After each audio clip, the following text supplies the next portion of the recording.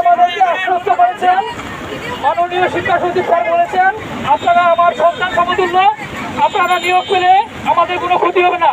আমরা চাই আপনারা নিয়োগ পান। 2025 সালের 31 ডিসেম্বর পর্যন্ত শূন্যপদ যুক্ত করে খুব দ্রুত সময়ের মধ্যে একটি বিশেষ গণবিজ্ঞপ্তি হবে ইনশাল্লাহ।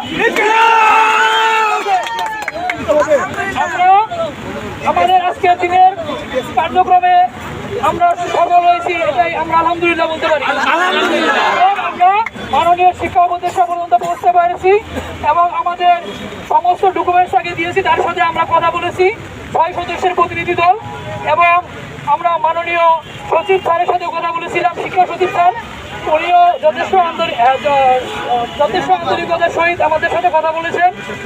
তারা খুব দ্রুত এই ব্যাপারে যথাযথ পদক্ষেপ নেবেন আমরা আশা করি।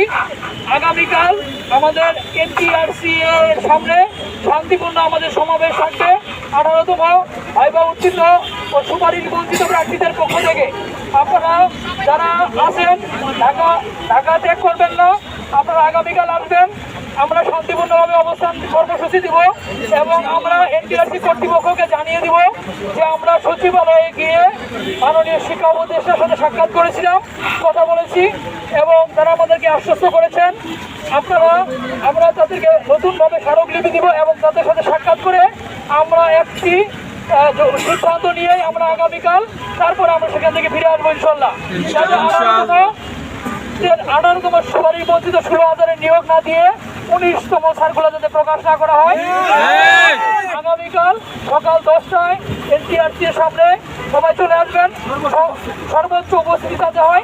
আমরা শান্তিপূর্ণ অবস্থানে থাকবো, আমরা শান্তিপূর্ণভাবেই আমরা চেষ্টা চালিয়ে যাচ্ছি।